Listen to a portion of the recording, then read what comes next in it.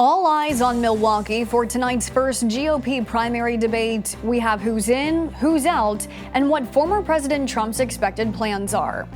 And rescuers rush to help a group of children dangling from a cable car. The Morning Rundown starts now.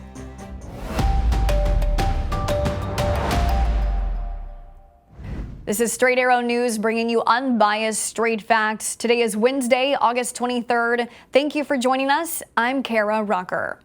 Tonight, 8 GOP candidates vying to become the next president of the United States will take part in the first Republican primary debate of the 2024 cycle. Here is who has been confirmed by the Republican National Committee to be on the stage in Milwaukee tonight. Florida Governor Ron DeSantis, tech entrepreneur Vivek Ramaswamy, South Carolina Senator Tim Scott, former UN Ambassador and South Carolina Governor Nikki Haley, former Vice President Mike Pence, North Dakota Governor Doug Burgum, former New Jersey Governor Chris Christie, and former Arkansas Governor Asa Hutchinson. These 8 candidates all met the RNC's polling and donor requirements to qualify for the debate, receiving at least 1% in 3 national polls or in a mix of national and early state polls, and accruing a minimum of 40,000 donors with 200 in 20 or more states. And upon verification of those requirements, each candidate had to sign the GOP loyalty pledge, expressing their commitment to support whoever wins the GOP nomination. 4 candidates were disqualified from participating in the debate based on these requirements: Michigan businessman Perry Johnson, conservative talk radio host Larry Elder, Miami Mayor Francis Suarez, and former Texas Representative Will Hurd. They have each voiced their disagreement with the RNC's decision, including Johnson, who says he did qualify, posting to X, quote, "The debate process has been corrupted, plain and simple." Johnson and Elder have said they plan to sue the RNC over being left off the stage. One other candidate who did meet the criteria will not be on the stage per his choosing. That's former President Donald Trump, the GOP frontrunner. Trump instead has reportedly recorded a sit-down interview with host Tucker Carlson that is set to air as counter-programming as the debate is broadcast on Carlson's former network Fox News. Trump has said because of his lead over the other candidates in recent polls, he does not need to be on stage. The former president, who is facing 4 indictments, is expected to turn himself into authorities in Georgia on Thursday as he faces racketeering charges in the state. Another top U.S. official is headed to China to discuss the 2 countries' commercial relationship. Both countries confirmed Tuesday U.S. Secretary of Commerce Gina Raimondo will visit China from August 27th to the 30th. While China says it was at the invitation of Chinese Minister of Commerce, the U.S. has not confirmed if that's the case. National Security Advisor Jake Sullivan says Raimondo's trip will be an opportunity for the U.S. to explain President Biden's recent executive order putting investment restrictions on some Chinese high-tech industries. The Commerce Secretary's visit follows other U.S. officials' trips to China this summer, including Secretary of State Antony Blinken and Treasury Secretary Janet Yellen. UPS workers have overwhelmingly voted to ratify a new 5-year contract agreement. The proposed new workers' contracts were first reported in late July. The tentative deal avoided a significant strike and is now officially approved by the workers' union. The new contracts include significant pay increases over the lifetime of the contract, with a 48% pay increase for its part-time employees, and a push to add more full-time workers, which makes them eligible for benefits.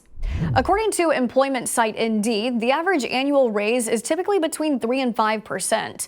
But recent contract negotiations between big unions and big companies are way above it, UPS just being the latest. For a report of other examples of emboldened unions winning big contract deals in a recent movement, head to SAN.com.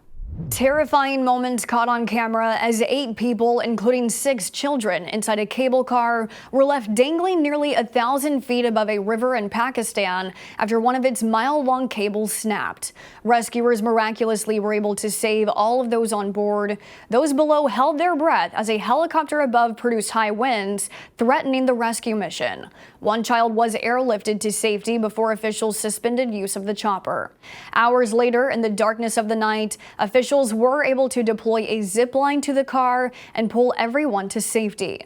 These makeshift cable cars are meant to make transportation easier, especially for students heading to school, but are oftentimes made from scrap metal and can lack proper maintenance. Researchers say a daily aspirin can prevent a heart attack in adults who have survived an earlier heart attack or stroke. But despite the strong evidence, a new study suggests less than half of adults who have a history of cardiovascular disease are taking the pill. About 40% of people worldwide who have previously suffered a heart attack are taking aspirin, according to researchers at Washington University and Michigan University.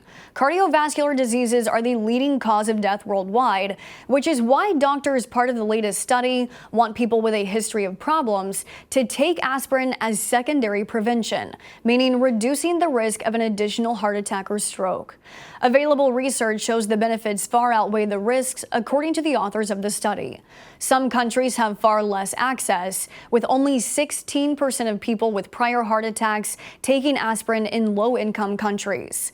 In the U.S., the percentage is closer to 65%, meeting the goal of the World Health Organization.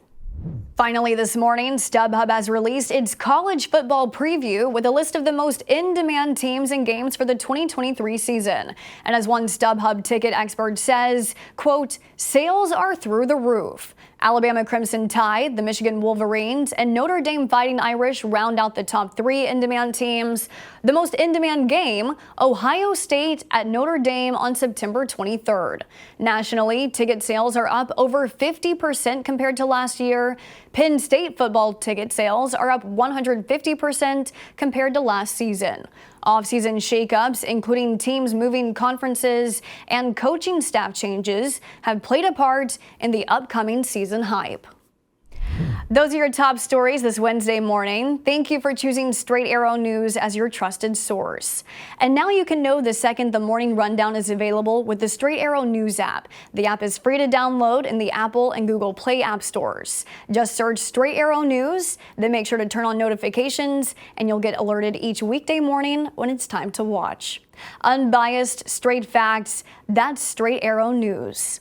We'll see you back here tomorrow. Until then, I'm Kara Rucker. Have a great day.